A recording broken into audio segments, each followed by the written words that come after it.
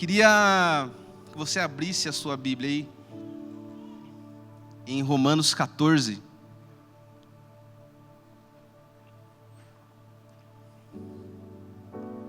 Romanos 14.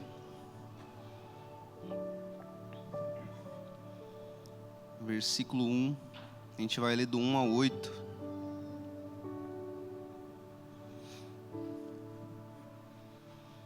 Quem achou, diga amém. Amém. Glória a Deus, vocês estão rápido mesmo, hein? Aceitem o que é fraco na fé, sem discutir assuntos controvertidos. Um crê que pode comer de tudo, já outro, cuja fé é fraca, come apenas alimentos vegetais. Aquele que come de tudo não deve desprezar o que não come.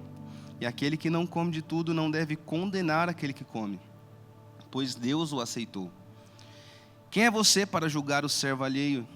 É para o seu Senhor que ele está em pé ou cai, e ficará em pé, pois o Senhor é capaz de o sustentar. Versículo 5. A quem considere um dia mais sagrado que o outro, a quem considere iguais todos os dias. Cada um deve estar plenamente convicto em sua própria mente. Aquele que considera um dia especial para o Senhor, assim o faz. E aquele que come carne, para o Senhor come, pois dá graças a Deus. E aquele que se abstém, para o Senhor se abstém, e também dá graças a Deus. Pois nenhum de nós vive apenas para si, e nenhum de nós morre apenas para si. Se vivemos, vivemos para o Senhor. Se morremos, morremos para o Senhor. Assim, quer vivamos, quer morramos, pertencemos ao Senhor. Amém? Feche seus olhos no seu lugar. Jesus, essa é a sua palavra. E eu quero pedir agora que o Senhor possa continuar agindo nesse culto que nós estamos prestando ao Senhor. Que o Senhor possa tomar a minha vida para que eu seja apenas um mensageiro da sua palavra e não da minha opinião. Que da mesma maneira os olhos do entendimento dos meus irmãos estejam abertos para compreender aquilo que o Senhor deseja derramar sobre nós essa noite. Para que a gente continue avançando, crescendo, a igreja de Jesus continue crescendo. Nos encontra através da sua palavra como o Senhor já tem feito desde o início do culto. E que nós possamos honrar aquilo que o Senhor tem feito na nossa vida. Nos dê graça, sabedoria e nos fortaleça dia após dia. No nome de Jesus. Amém. Então, o tema da mensagem hoje é amor fraternal. E o que eu queria falar um pouco aqui hoje com vocês é a respeito, literalmente, das relações humanas entre irmãos dentro da igreja. Então, isso que nós vamos abordar aqui no texto que nós lemos é uma instrução à igreja de Jesus a respeito dos relacionamentos. E a igreja de Romanos, já falamos alguns cultos anteriores, mas nunca é demais a gente lembrar, né? A igreja de Romanos era uma igreja que era composta por judeus e não judeus. E em determinado tempo, um certo imperador expulsou todos os judeus de lá. E 5 anos depois apenas eles foram autorizados a voltar. Quando eles voltam, eles pegam a igreja com muitos costumes, muitas práticas, cerimônias, rituais das pessoas que não eram judias. E então Paulo ele escreve essa carta porque estava havendo muito conflito em muita coisa. E ele escreve essa carta de Romanos para instruir a igreja a respeito dessas coisas. Então a gente vai ver que no capítulo 1 ao 11, depois você pode estudar lá o livro de Romanos, esse livro é rico, todos os livros da Bíblia são, mas um livro que eu tenho muito apreço é o livro de Romanos. Ele é muito rico a respeito disso, a respeito de explicar o evangelho, relações entre irmãos. Isso é algo que realmente transforma o nosso entendimento de maneira sobrenatural. Então no capítulo 1 a 11, Paulo ele explica o evangelho. Nós somos justificados aos olhos de Deus somente pela graça, somente por meio da fé e em virtude somente de Cristo. Esse é o evangelho de Jesus. Salvação, o caminho para Deus Pai só há em Cristo Jesus. Nós acessamos Ele pela graça, favor imerecido, não é pelo nosso mérito, não é pelo aquilo que nós fazemos. A graça de Deus, o favor imerecido de Deus nos encontrou e através da nossa fé nós podemos ter acesso à salvação. Consequência disso, ao mesmo tempo que nós somos pecadores, nós somos tidos como justos diante de Deus. Isso é muito louco, né? A justificação é isso. Deus faz você justo diante de Deus. E aí você olha no espelho e você fala, como que eu sou justo diante de Deus, sendo o que eu sou? É o sacrifício de Jesus. Somente Ele pode fazer isso na nossa vida. Somente o sacrifício de Jesus pode fazer com que Deus olhe para nós e enxergue o justo. Não existe justificação longe de Jesus. E se nós compreendemos esse evangelho, nós experimentamos dele, isso ele deve automaticamente mudar a nossa forma de viver. Nós passaremos então a viver de maneira grata, cheia de amor pelo que o Senhor fez por nós e de amor por aquilo que Ele tem deixado para nós. Amém? Então, a partir do verso 12, Paulo ele vai começar, do capítulo 12, Paulo ele vai começar a descrever então como que essa justificação, como que a salvação de Jesus, depois de ter nos alcançado, ela vai afetar as nossas relações conosco, com os irmãos e com o mundo. E hoje o que a gente vai falar é a respeito com os irmãos, amém? Então nós vemos no capítulo 12, por exemplo, que ele vai dizer o seguinte, alguns versos aqui que eu vou citar. Não sejam vagarosos no cuidado. Mano, não precisa ter medo de cuidar de ninguém, não, cuida. Às vezes a gente está na ânsia, naquela ansiedade de viver um avivamento, e a gente está enxergando muito lá fora, e algo que eu amo, que eu sempre vou falar aqui do Relevância, aonde eu vou, no café, quem participa do café, o Bruno está lá, todo café, eu sempre falo disso, né? Que quando a gente faz uma ação do Hope, por exemplo, para quem não conhece o Hope, é o nosso Ministério de Ação Social, e a gente abençoa pessoas ao longo do ano com alguns projetos fora daqui, mas todas as vezes, antes de fazer os projetos, a liderança do Relevância chega e fala assim, antes da gente abençoar os de fora, nós precisamos saber se os de dentro estão precisando de alguma coisa. Nós precisamos cuidar daqueles que estão aqui dentro, antes de querer abençoar lá fora. Então não seja vagaroso no cuidado, vai para cima, cuide mesmo. Outro versículo que tem lá, partilhar com os santos nas suas necessidades. Você encontrou o irmão com necessidade, ele está passando por alguma coisa, você pode ajudar, ajuda. Partilha com ele. Não espere o Brunão vir aqui falar para você que você tem que fazer isso, meu amigo, vai e faz. Partilhe com os santos nas suas necessidades. Outro verso, alegrai-vos com os que se alegram, isso aqui é bem conhecido, né? E chorai com os que choram. E talvez essa primeira parte é a parte mais difícil, né? Porque quando a gente vê alguém chorando, passando por uma necessidade, pode ser que sim, pode ser que na sua vida seja diferente, mas eu vejo na minha vida, por exemplo, a gente se comove muito mais, né? De poder estar ali com aquela pessoa, de abraçar, e aí parece que quando aquela pessoa conquista alguma coisa, principalmente se é alguma coisa que eu estou buscando também, é onde o nosso coração é testado. Mas se alegre com os que se alegram e chore com os que choram. E essa aqui, para finalizar essa parte do capítulo 12, se possível, tende paz com todos os homens. Esse se possível é que tudo que depender de você, tudo quanto for partir de você, tenha paz com todos os homens. Amém? Amém. Glória a Deus. E no verso 13, no capítulo 13, verso 8, esse daqui também é algo que fala muito comigo. Não deva coisa alguma a ninguém, a não ser o amor com que vos ameis uns aos outros. Isso aqui é muito maluco, porque eu fico pensando, né? Existem duas formas de eu estar devendo algo para o Brunão, por exemplo. Uma coisa é se eu chego para o Brunão e falo, Brunão, estou precisando de R$1.000, cara, você consegue me emprestar aí, mês que vem eu te devolvo. O Brunão vai e me empresta. Eu estou em dívida com ele a partir daquele momento que ele me empresta esse dinheiro, sim ou não? Mês que vem eu preciso me acertar com ele. Agora, outra maneira é se o Samuca, por exemplo, chega e fala assim, Jefão, estou com um envelope aqui, R$1.000, e eu preciso entregar isso aqui para o Brunão. Está na sua responsabilidade. Eu sou um devedor do Brunão da mesma maneira. O que Paulo está falando aqui? Nós que estamos em Cristo, recebemos o amor de Deus. Recebemos a salvação pela fé em Cristo Jesus, através da graça de Deus, nós recebemos a salvação e o amor de Deus. Automaticamente, você querendo ou não, você é devedor a todas as pessoas desse amor. Você pode não ter prometido nada, às vezes você nem conhece a pessoa, mas você deve esse amor a ela. É uma incumbência daqueles que estão diante de Deus, daqueles que se renderam ao Senhor Jesus, demonstrar e amar as pessoas. Então, você goste ou não, a única coisa que Paulo fala aqui, não deva coisa alguma, a não ser o amor. Amém? Aleluia. E agora no capítulo 14, onde nós lemos, é como se Paulo ele tivesse a chance de mostrar na prática tudo aquilo que ele estava ensinando anteriormente. Porque havia um conflito ali na igreja de Roma, e ele precisava instruir a igreja para que eles lidassem com aquilo. Então, tem alguns pontos aqui, né, que a gente vai analisar. Primeiro ponto, Paulo ele vai falar sobre ser forte ou ser fraco. Então, crentes fortes e crentes fracos. E eu queria falar primeiro sobre os crentes fortes. No entendimento da passagem, tá? Nós estamos falando aqui aquilo que Paulo estava discorrendo a respeito do texto.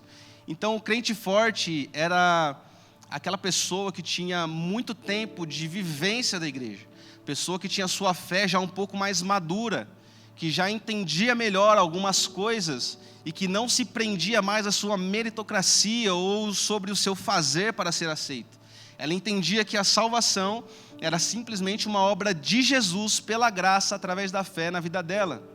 E ela sabia que não existia nada que ela podia fazer ali que fizesse Deus amar mais ela ou que Deus fizesse amar menos. Mas havia muita coisa que ela podia fazer para que ela conhecesse mais o Senhor. Mas nada que ela fizesse deveria ser colocado no lugar de Jesus para ser salvo. Amém? Esses eram considerados os crentes fortes.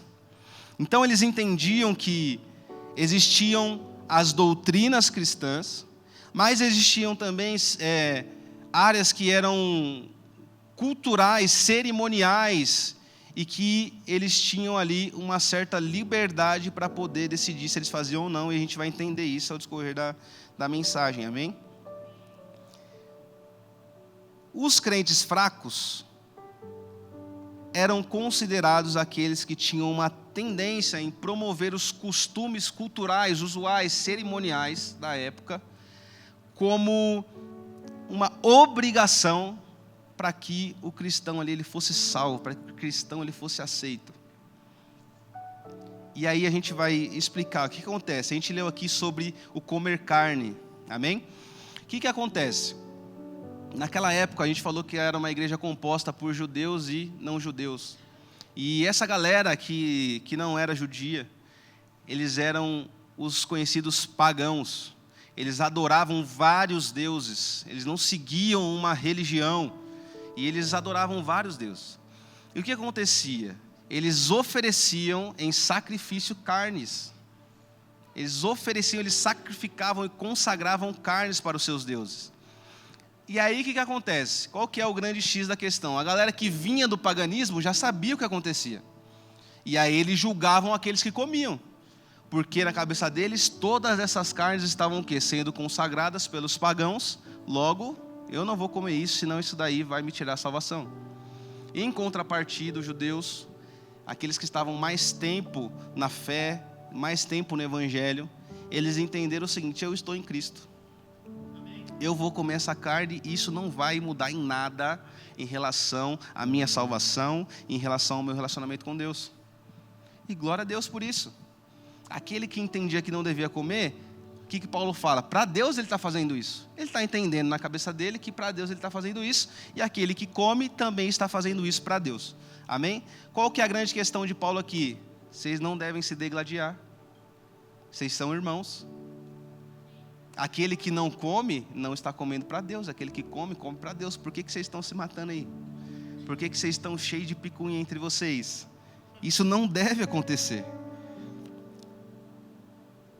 E aí eu lembrei de uma época que a igreja brasileira entrou um pouco nisso. Não totalmente, né? Não se compara àquilo que eles viveram. Mas quem lembra da época que a Coca-Cola era do diabo? Só eu lembro aí. Vocês não querem denunciar a idade de vocês, né? Mas tudo bem. Mas teve uma época que a Coca-Cola era do diabo. Se você ler ao contrário o significado, está falando alô diabo. Falei, meu Deus. Minha avó, tradicional, ela falava isso para mim. A gente chegava praticamente todos os domingos pós-culto, a gente almoçava na minha avó. E ela falava, não vai ter Coca-Cola, porque Coca-Cola é do diabo. Aí uma vez uns primos meus chegaram lá, os tios meus chegaram com Coca-Cola, falaram, não vai ter, é do diabo. Aí fala, não, essa aqui é nossa, a gente comprou. Se ele quiser, ele compra dele lá. Mas a gente viveu isso, a gente viu o quê? Os crentes começando a ir no mercado e ficar maluco. Eu não vou comprar essa aqui não, porque o dono é satanista. Ah, esse aqui, o outro é não sei de onde. Esse aqui, meu Deus do céu. Então vamos plantar uma horta, plantar tudo, vamos abrir uma fazenda, todo mundo aí. E vamos comer do nosso próprio alimento, né? Mas teve isso também, né? Um pouco disso. E a grande questão é o quê? Minha avó fazia isso com o entendimento de que ela não queria desagradar a Deus. E aqueles que... A gente até brincou aqui, falei de uma piada que a gente fez com ela, mas também entenderam que aquilo... Vó, isso aqui, Jesus já morreu na cruz já. E glória a Deus por isso. Então a gente entra no ponto da mensagem do quê? O julgamento dos novos na fé. Eu vou usar novos na fé aqui, aquilo que Paulo falou, os fracos. E os mais velhos na fé, o desprezo. Então, como a gente leu, no verso 3, diz assim, não precisa voltar aí, tá? Aquele que come de tudo não deve desprezar o que não come, e aquele que não come de tudo não deve condenar aquele que come, pois Deus o aceitou. Então, o que acontecia aqui? O forte, o mais velho na fé, se sentia o santarrão, o superior, o último santo, o anjo, e desprezava o novo na fé. Ah, você pensa assim, então você fica para lá com o seu pensamento medíocre e eu vou seguir aqui com a minha linha. E o novo na fé fazia o quê? Eu sou o juiz, me converti agora, estou entendendo de Deus isso aqui, então você vai para o inferno se você continuar fazendo isso. Você está pecando contra o Senhor, vem aqui que eu vou deixar você de banco. Para os velhos na fé, esse era o ponto. O julgamento dos mais novos e o desprezo dos mais velhos. E Paulo está alertando aqui para que isso não acontecesse. Então no verso 10 ele vai falar assim, portanto, você por que julga o seu irmão e por que despreza o seu irmão? Ele está dando um recado para os dois. Pois todos compareceremos diante do tribunal de Deus. É como se Paulo estivesse falando assim, meu amigo, um dia você vai prestar conta. E não é com seu irmão, não, é com Deus direto. Esquenta a cabeça com isso aí não. Não esquenta a cabeça com essas coisas culturais que estão acontecendo aqui, e se um faz, o outro não faz. Aquilo que nos une é muito maior do que os nossos usos e costumes. Vocês não devem fazer isso, porque um dia eles vão passar pelo crivo do tribunal de Deus. E você também. Então o que ele estava ensinando você não deve ser egoísta. Porque por que as pessoas agem assim? Porque as pessoas enxergam que tudo tem que ser da maneira que elas querem. Os mais fortes enxergavam que devia ser assim, então você chegou agora, vai sentar na janelinha não, fica aí do lado, vamos andar com a minha galera. Os mais fracos, os novos na fé, começavam a condenar, por quê? Porque tudo tem que ser do meu jeito, do jeito que eu aprendi agora, então vai ser tudo radical assim, do jeito que eu aprendi, todo mundo tem que andar assim. E a gente entra numa onda, né, de egoísmo e querer tudo da nossa maneira. E eu queria compartilhar com vocês aqui algumas coisas que esses irmãos se esqueceram a respeito do Evangelho, nessas práticas. Então, 3 coisas que os fracos se esqueceram. Primeiro, todos somos justificados pela fé em Cristo. Todos. Lembra que a gente falou no começo? Jesus se sacrificou por nós, e você, através da graça e da sua fé, você foi encontrado pela salvação de Jesus, e Ele fez você justo diante de Deus. Jesus, fez você justo diante de Deus, e o homem estava tentando o quê? Condenar um ao outro, condenar aquele que o próprio Senhor Jesus já tinha feito justo diante de Deus. A gente não faz isso, né? Vou pular para a próxima parte. Então o irmão em Cristo não deve ser condenado ou desprezado. Por quê? Porque o próprio Deus o acolheu. Seja ele mais velho na fé, seja ele mais novo, ele não deve ser desprezado ou condenado. O próprio Senhor o acolheu. Então o que o Paulo está dizendo é: vocês deveriam acolher um ao outro pelo simples fato de que o próprio Deus o acolheu. É simples. Não importa a sua opinião, Deus acolheu essa pessoa, acolha ela também. É mais ou menos isso que Paulo está falando. Jesus se sacrificou, acolheu essa pessoa, faça o mesmo que ele. John Stott, em seu livro A Mensagem de Romanos, ele diz o seguinte: como ousamos rejeitar uma pessoa que Deus aceitou? De fato, a melhor maneira de determinar qual deveria ser nossa atitude em relação a outras pessoas é determinar qual a atitude de Deus em relação a elas. Esse princípio é até melhor do que a regra de ouro, abre parênteses, tratar os outros como trataríamos a nós mesmos, fecha parênteses. É seguro tratar os outros como gostaríamos que eles nos tratassem, mas é mais seguro ainda tratá-los como Deus o faz. O que ele fala aqui é simplesmente tira a sua lente não importa, põe a lente do reino de Deus, põe a lente do sacrifício de Jesus e acolhe seu irmão. É basicamente isso.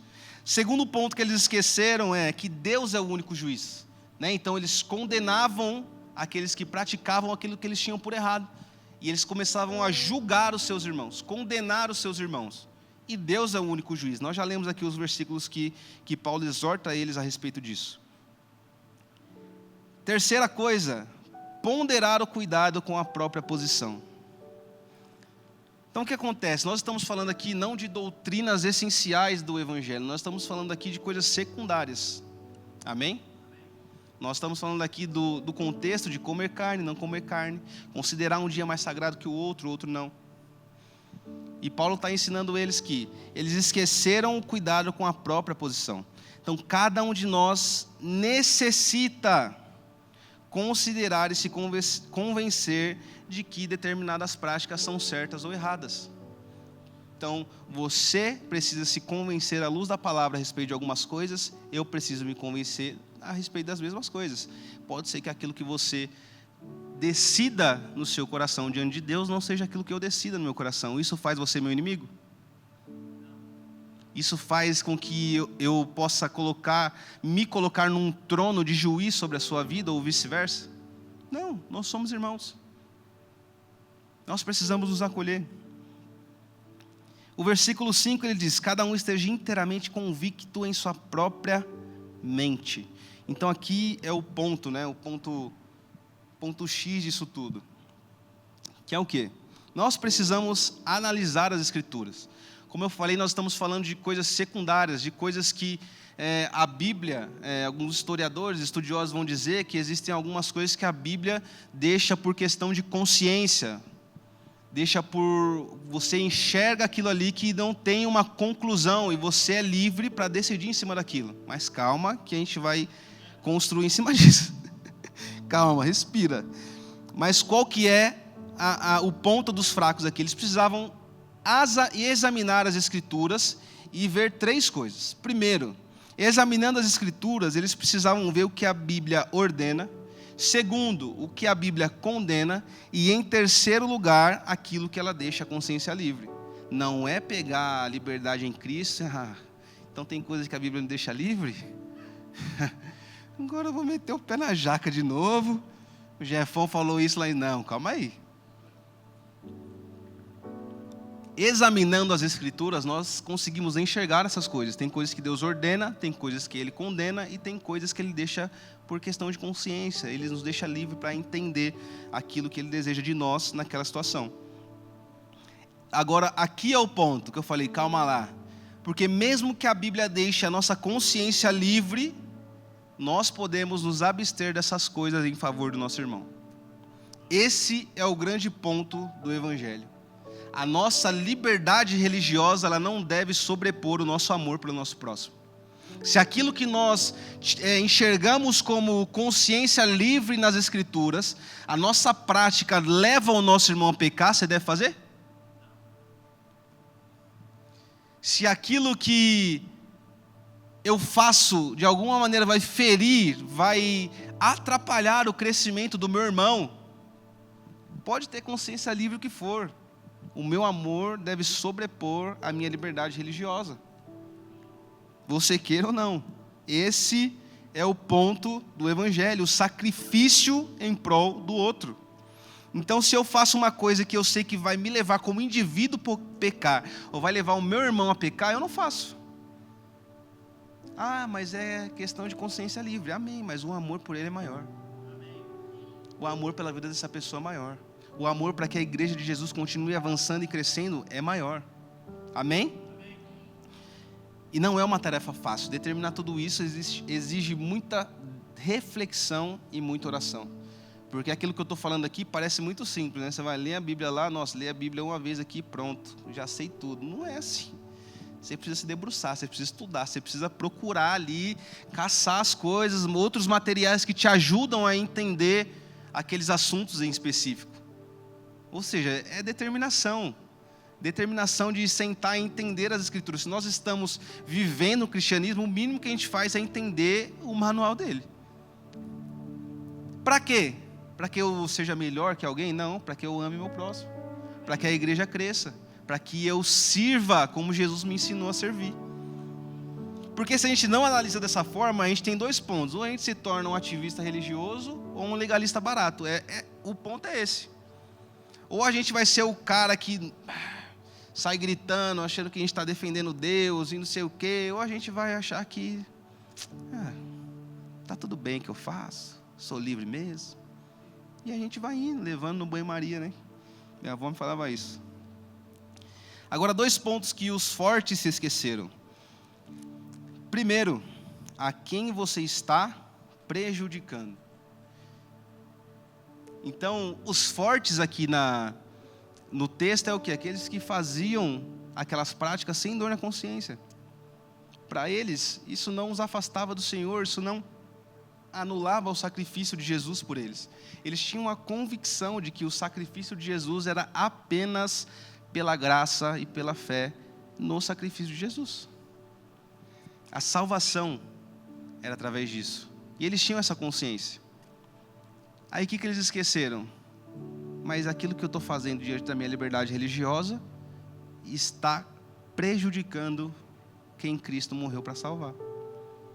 O mesmo Cristo que me alcançou, o mesmo Cristo que me salvou, a minha liberdade talvez esteja afetando aquelas outras pessoas que Ele também morreu para salvar. E era isso, foi esse o primeiro ponto que os fortes esqueceram. Que as minhas atitudes dentro da minha liberdade estava tirando, enfraquecendo, irando os meus irmãos que não tinham a mesma liberdade que eu. Segundo ponto, o que de fato importa na vida do cristão. Nós não devemos considerar o desfrutar da nossa liberdade religiosa como ponto crucial do Evangelho. Se você analisar as Escrituras, você vai enxergar isso sim, essas questões de consciência livre que eu estou falando para você. Só que esse não é o ponto crucial do Evangelho. A gente basear a nossa vida em como nós vamos viver livres em determinados assuntos não é de longe o ponto principal do Evangelho.